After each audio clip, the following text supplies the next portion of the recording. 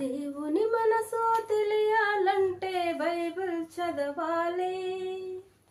దేవుడున్నాడని తెలియాలంటే సృష్టిని పరిశీలించాలి.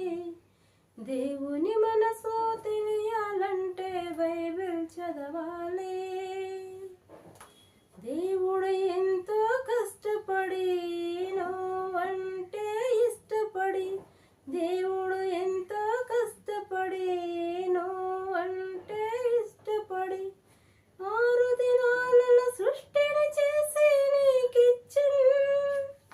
నీవు దేవుని పనిని చేయుటకై నీకు ఇచ్చెను.